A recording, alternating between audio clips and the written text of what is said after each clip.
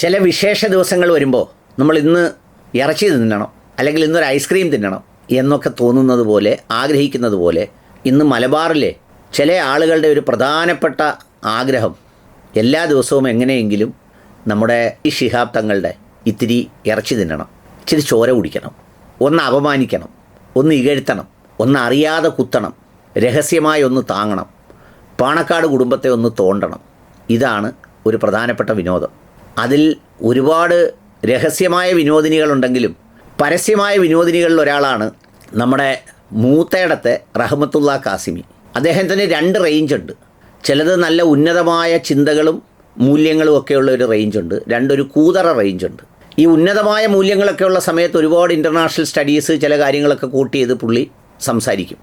എന്നാൽ അങ്ങനെ നിൽക്കുന്ന, അതായത് നമ്മളിപ്പോൾ അതിനെ വളരെ മനോഹരമായി വസ്ത്രമൊക്കെ ധരിച്ച് ഇങ്ങനെ നിൽക്കുന്ന ഒരാളിനെ ഇത്തിരി കഴിയുമ്പോൾ ഒരു ചുട്ടിത്തോർത്തൊക്കെ ഉടുത്ത് തലയെക്കെട്ടുമൊക്കെ കെട്ടി നിൽക്കുന്നത് പോലെ കൂതറയടിയും പുള്ളിയുടെ കയ്യിലുണ്ട്. പുള്ളിയുടെ ഒരു വളരെ പ്രധാനപ്പെട്ട ഒരു പ്രസംഗം ഞാൻ നേരത്തെ കേട്ടിരുന്നു.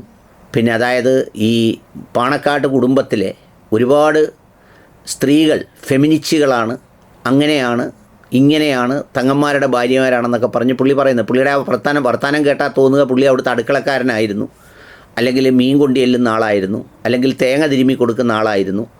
അങ്ങനെയൊക്കെയുള്ള ഒരു പാത്തുമാത്താത്ത പോലെ ആയിരുന്നു പുള്ളി എന്ന് വിചാരിച്ചു പോകും. കാരണം അവരുടെ ആരുടെയും ഭാര്യമാരൊന്നും അങ്ങനെ സീനിലൊന്നും കണ്ടിട്ടില്ല. പുള്ളിയെ പ്രകോപിച്ചത് മറ്റേ മുനവ്വർ അലി തങ്ങളുടെ മോള് നടത്തിയ പ്രസംഗമാണ് പുള്ളിക്ക് കൊണ്ടത്. എന്ന് പറഞ്ഞാൽ പുള്ളി നടത്തുന്ന ചില പറയുന്ന കൂട്ടത്തിൽ പറയുന്ന പൊട്ടത്തരങ്ങളൊന്നുമില്ലാത്ത നല്ലൊരു പ്രസംഗവും അവതരണവും ഒക്കെ കേട്ടപ്പോൾ ഞാൻ നേരത്തെ പറഞ്ഞ ആദ്യത്തെ ആഗ്രഹമുണ്ടല്ലോ, ആ ആഗ്രഹം പുള്ളിയിൽ അണപൊട്ടി.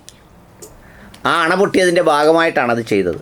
ഇപ്പോൾ ഇത് ഞാൻ പറയാൻ കാരണം പുള്ളിയുടെ ഒരു പ്രഭാഷണം കേട്ടോളൂ. കൊടുത്ത നോട്ടീസിൽ കാണിച്ചത് പ്രകാരമാണെങ്കിൽ മലപ്പുറത്തെ ഒരു മഹാസുന്നി സമ്മേളനത്തെ ഇന്ന് രാവിലെ 9:30 മണിക്ക് ഒരാൾ ഉദ്ഘാടനം ചെയ്യും.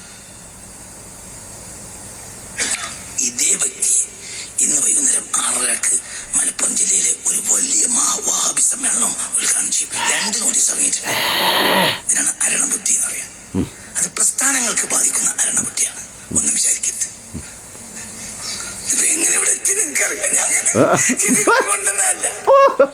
യോഗം പോലെ പറഞ്ഞതാ. ഞാൻ ഇവിടേക്ക് വന്നല്ല, ഞാൻ അത്ഭുതപ്പെടുകയാണ്. ഇവിടേക്ക് എന്തിനാ അവിടേക്ക് എത്തിയത് എനിക്കറിയില്ല. മനുഷ്യൻ ആരണ ബുദ്ധി ബാധിക്കും. അത് അത്ഭുതം. നാട്ടിൽ എത്ര സുന്നികളുണ്ട്, എത്ര സുന്നി സയ്യിദന്മാരുണ്ട്. ഒരു സുന്നി സമ്മേളനം, ഒരു മഹാനായ ഒരു നേതാവ് ഒരു സുന്നി യാത്ര നടത്തുകയാണ്. അതിന് ഇന്ന് രാവിലെ 9:30 മണിക്ക് ഉദ്ഘാടനം ചെയ്യുന്നത് ഒരു സയ്യിദാണ്. ആ ഉദ്ഘാടനത്തിന് ബാക്കിലിരിക്കുന്നത് വലിയ വലിയ സുന്നി പണ്ഡിതന്മാരും സുന്നി സയ്യിദന്മാരുമാണ്. അവർ പൂർണ്ണമായ സുന്നികളുമാണ്. ഇന്ന് വൈകുന്നേരം 6:30 മണിക്ക്, ഇതിപ്പോ 9:30 മണിയാണ്, നീ ഇതിന്റെ 10ാം മണിക്കൂർ അല്ലെങ്കിൽ എത്ര 9ാം മണിക്കൂർ അല്ലെ, ഇതിന്റെ 9ാം മണിക്കൂറിൽ നീ 10 മണിക്കൂർ ഒഴിവാണ്ട, ഇതിന്റെ 9ാം മണിക്കൂറിൽ ഇതേ സയ്യിദ് മലപ്പുറം ജില്ലയിലെ ഏറ്റവും വലിയ വഹാബി സമ്മേളനം ഇന്ന് തന്നെ ഉദ്ഘാടനം ചെയ്യാം. ഇന്ന് 2025 ഡിസംബർ 24 6:30 മണിക്ക് ഏറ്റവും വലിയ സുന്നി മഹായാത്ര സമ്മേളനം ഉദ്ഘാടനം ചെയ്യാം. അതേ വ്യക്തി 9:30 മണിക്ക് ഇന്നിപ്പോ 9:30 മണിക്ക് ഒരു മഹാസുന്നി യാത്ര ആരാ നയിക്കണ്? ഒരു വലിയ സുന്നി നേതാവ്. ആരാ കൂടെ നടക്കണ? വലിയ സുന്നികള്. ഇതാണ് പുള്ളി പറഞ്ഞ അരണബുദ്ധി എന്ന് പറഞ്ഞത്. ഈ അരണബുദ്ധി എന്ന് പറയുന്നത് യഥാർത്ഥത്തിൽ എന്താണെന്നറിയാവോ? ഒരു അണലി വർത്തമാനമാണ്. എന്ന് വെച്ചാൽ ഞാൻ നേരത്തെ പറഞ്ഞതുപോലെ ഈ തങ്ങൾക്കിഷ്ടമല്ലാത്ത ഒരു സംഗതിയും ഇതിന് കാരണമായ സംഭവം ഏതാണെന്നറിയോ? AP അസ്ലം ഖുർആൻ അവാർഡ് എന്ന് പറഞ്ഞിട്ട് മലബാറിലെ ഏറ്റവും ശ്രദ്ധേയനായ ജീവകാരുണ്യ പ്രവർത്തനങ്ങൾ ഒരുപാട് നടത്തിയിട്ടുള്ള, ഈ മിഡിൽ ഈസ്റ്റ് രാജ്യങ്ങളിൽ മലബാറുകാരുടെ പലരുടെയും യാത്രയ്ക്ക് വഴിതെളിക്കുന്ന വണ്ണം വളരെ ആത്മാർത്ഥമായി ഇടപെടുകയും ബന്ധപ്പെടുകയും ഒക്കെ ചെയ്ത ഒരു മനുഷ്യനാണ് AP അസ്ലം. അദ്ദേഹത്തിൻ്റെ നാമധേയത്തിൽ അവരുടെ കുടുംബാംഗങ്ങൾ എന്ത് ചെയ്തു എന്ന് ചോദിച്ചാൽ ഏതാണ്ട് 30-35 ലക്ഷം രൂപ സമ്മാനം നൽകുന്ന ഒരു AP Aslam holy Quran award എന്ന് പറയുന്ന ഒരു പരിപാടി സംഘടിപ്പിച്ചു. വിശുദ്ധ ഖുർആനെ, അതിൻ്റെ പാരായണം, അതിൻ്റെ തജ്വീദ് അനുസരിച്ചുള്ള സംഗതികൾ. നമ്മളിന്ന് ഒരുപാട് റിയാലിറ്റി ഷോകളുണ്ട്.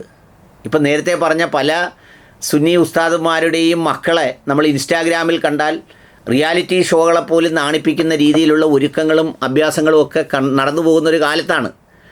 അവിടെയാണ് വിശുദ്ധ ഖുർആനിൻ്റെ ഒരു പ്രചരണാർത്ഥം അല്ലെങ്കിൽ അതിൻ്റെ ഒരു സന്ദേശം നിലനിർത്തുന്നതിന് വേണ്ടി ഈ ഉഡായിപ്പ് പരിപാടിയായിട്ടല്ല, ഏറ്റവും സംഘടിതമായി വളരെ മനോഹരമായി അദ്ദേഹത്തിൻ്റെ തന്നെ ഒരു മൂത്ത ജ്യേഷ്ഠൻ നമ്മുടെ അബ്ദുസമദ് സാഹിബ്, അദ്ദേഹം വളരെ ആത്മാർത്ഥമായി ഹൃദയം നൽകി അതിനുവേണ്ടി പണിപ്പെട്ട് വലിയ പണിയെടുത്ത് രാജ്യത്തിനകത്തു നിന്നും പുറത്തു നിന്നുമൊക്കെ സ്ത്രീകളും കുട്ടികളും പെൺകുട്ടികൾക്കുമൊക്കെ പ്രത്യേകമായി പരിപാടി വെച്ചിട്ട് ഒരു ഹോളി ഖുറാൻ അവാർഡ് 23-24 ദിവസത്തിൽ വളവന്നൂർ അൻസാർ ക്യാമ്പസിൽ നടത്തി. അതിൽ വ്യത്യസ്ത സംഘടനകളിൽപ്പെട്ട ഒരുപാട് നേതാക്കന്മാർ, ആളുകൾ, പണ്ഡിതന്മാർ ഇവരൊക്കെ പങ്കെടുത്തു. അത് സാധാരണ നമ്മൾ റിയാലിറ്റി ഷോ പോലെ പല തരത്തിൽ നടത്തി, ഓൺലൈനായി നടത്തി, അത് കഴിഞ്ഞ് ഓഫ്ലൈനായി വളരെ ലൈവായി നടക്കുന്ന ഒരു സംഗതിയാണ്. നമ്മൾ ഇന്നത്തെ കാലത്ത് ഒരുപാട് കലാപരിപാടികൾ, അല്പവസ്ത്രങ്ങളുടെ, ഫാഷൻ ഷോകളുടെ അല്ലെങ്കിൽ വ്യത്യസ്തമായ പല സംഗതികളുടെയും നടക്കുമ്പോൾ കാലാതിവർത്തിയായി ഏറ്റവും ആധുനിക ആശയങ്ങൾ ഉൾക്കൊണ്ടുന്നു എന്ന് വിശ്വാസികൾ വിശ്വസിക്കുന്ന, അതുകൊണ്ട് മാത്രം ഒരുപാട് സമൂഹം രക്ഷപ്പെട്ടതുപോലെ അല്ലെങ്കിൽ വിശ്വാസപരമായി രക്ഷപ്പെട്ടതുപോലെ, പരലോകം റെഡിയാക്കിയതുപോലെ, ജീവിതം റെഡിയാക്കിയതുപോലെ ഈ റഹ്മത്തുള്ള കാസിമിയെ പോലെയുള്ള ആളുകൾക്ക് മേലനങ്ങാതെ ജീവിക്കാൻ ഒരുപാട് അവസരങ്ങൾ കൂടി ഇത്തരം സംഗതികളിൽ നിന്ന് തുറന്നു കിട്ടിയിട്ടുള്ള ഒരു വിശുദ്ധ ഖുർആനെ സംബന്ധിച്ചുള്ള പരിപാടി ശിഹാബ് തങ്ങൾ ഉദ്ഘാടനം ചെയ്തതാണ്. സാക്ഷാൽ അരണബുദ്ധി എന്ന് ഈ അണലി വിഷമുള്ള മനുഷ്യൻ സാമൂഹ്യ മാധ്യമത്തിലൂടെ പ്രസംഗിക്കുന്നത്. അത് കേട്ട് ചിരിക്കാൻ കുറേ പേര് കുലുങ്ങി ചിരിക്കാൻ മുമ്പിലിരിക്കുന്നു. ഒന്ന് ആലോചിച്ച് നോക്കൂ.